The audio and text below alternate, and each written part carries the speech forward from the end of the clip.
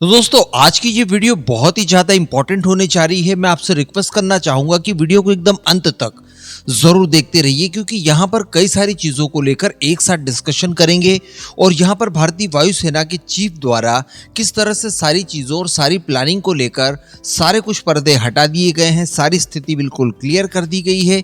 ये आपको जानने के लिए मिलेगा। एमका को लेकर भारतीय वायुसेना कितनी ज्यादा एक्साइटेड है ये भी आपको पता चलेगा। तो वीडियो को लाइक करके चैनल को सब्सक्राइब जरूर कर दीजिएगा। सबसे पहले तो एक एडिशनल खबर बोनस के रूप में मैं आपको बता दूं कि नॉर्थ कोरिया द्वारा रिसेंटली अपनी एक न्यूक्लियर सबमरीन को अनवील किया गया है। जी हाँ, ये एक तरह की SSBN है जो कि न्यूक्लियर मिसाइल्स को फायर करने में सक्षम होगी। यानी जिस तरह से हमारी INS अरिहंत और अरीघाट है, ये बिल्कुल उसी तरह की सबमरीन है। 6 से लेकर 7,000 टन डिस्प्लेसमेंट वेट इसका बताया जा रहा है और संभवतः ये अपने साथ 10 की संख्या में न्यूक्लियर हमला करने वाली मिसाइलों को कैरी भी कर सकती है। तो अब आप समझ सकते हैं कि दुनिया भर के अंदर किस लेवल का शक्ति बैलेंस हो चुका है और ये चीज अमेरिका, साउथ कोरिया और जापान जैसे देशों के लिए कितनी ज्यादा घातक हो सकती है। तो निश्चित तौर पर डोनाल्ड ट्रंप के सामने एक और नई चुनौती लेकर ये भाई साहब आ चुके हैं। देखना होगा कि इन फ्यूचर ये किस तरह से इन्हें डील करते हैं।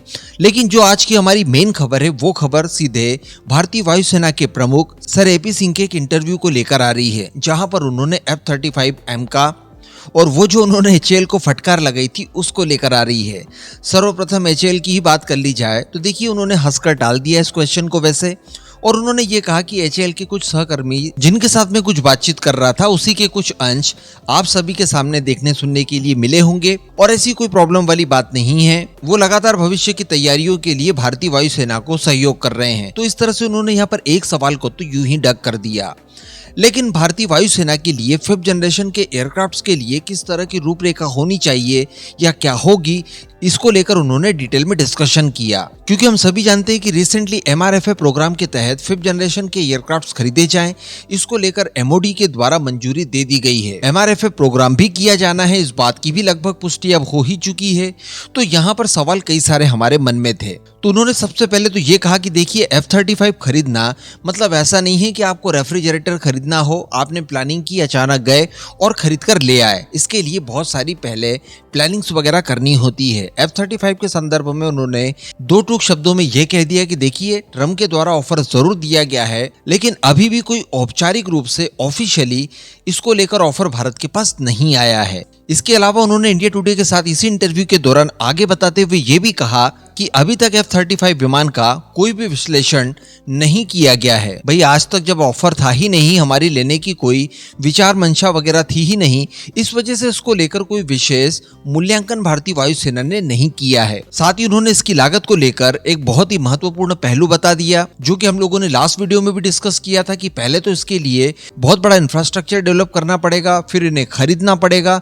खरीदने के बाद भी जब तक ये ऑपरेशनल रहेंगे भारतीय वायुसेना में, तब तक ये बहुत ज्यादा महंगे पड़ सकते हैं। तो इस बात को भी विशेष रूप से ध्यान में रखना होगा। साथ ही विमान के साथ हमें क्या क्या मिलेगा, इसके अतिरिक्त हमारी आवश्यकताएं किस तरह की है, उन आवश्यकताओं के ऊपर ये खरा उतरता है या नहीं, तो सारी चीजों को सावधानी पूर्वक पहले ध्यान में रखना होगा। अब चूंकि भारत और अमेरिका के बीच में लगभग 10 सालों के लिए एक डिफेंस साझेदारी के ऊपर हस्ताक्षर हुए हैं रिसेंटली PM मोदी के विजिट के दौरान, इस समय अंतराल में डोनाल्ड ट्रंप ये चाहते हैं कि अमेरिका के हार्डवेयर्स वगैरह जो कि डिफेंस पर्पज से होंगे, जिसमें F-35 विमान वगैरह भी हैं, ये सारी कुछ चीजों की जो आपूर्ति थी भारत को, इसमें तेजी लाई जाए। संभवतः यहाँ पर उनकी मंशा ये भी है कि रशिया से निर्भरता भारत की इस क्षेत्र में कम हो। इसके अतिरिक्त सिंह साहब ने यहाँ पर यह भी क्लियर कर दिया कि भारत को लड़ाकू विमान खरीदने की आवश्यकता महसूस हो सकती है, जहां पर इन्होंने चीन के 6th जनरेशन के एयरक्राफ्ट को रिसेंटली जो उन्होंने अनवील किया, फर्स्ट फ्लाइट कंडक्ट करवाई, इसको लेकर भी बात कही कि इन सब कारणों की वजह से जो तात्कालिक जरूरत है हमारी, इसे पूरा करने के लिए विदेशी विमान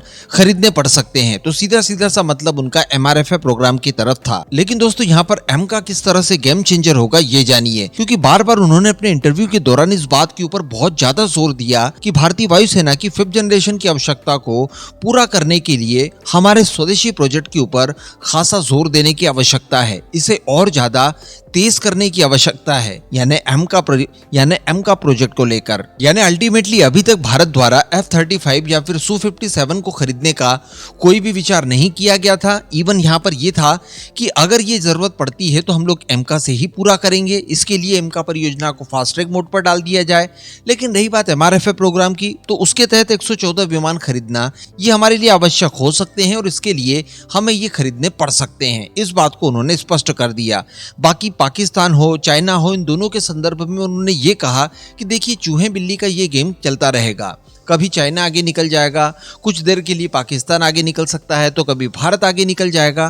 तो टेक्नोलॉजी की ये जो रेस है हमारे दोनों ही राइवल्स के बीच में, तो ये सारी चीजें चलती रहेंगी। तो उनकी बातों से ये भी स्पष्ट हो रहा था, उनके कॉन्फिडेंस को देखते हुए ये लग रहा था कि अगर ये लोग हमसे कुछ हद तक 19 के बजाय 20 हो भी जाते हैं तो उसका विशेष फर्क हमारे ऊपर नहीं पड़ेगा, क्योंकि हम लोग दूसरे कई क्षेत्रों में बहुत ज्यादा सशक्त हैं और वो हमारी मजबूती इन्हें हमारी ओर कुदृष्टि डालने के लिए भी 100 बार सोचने के लिए बाध्य कर देगी। अब इस पूरे मुद्दे पर आपका क्या मानना है, नीचे कमेंट करके जरूर बताइएगा।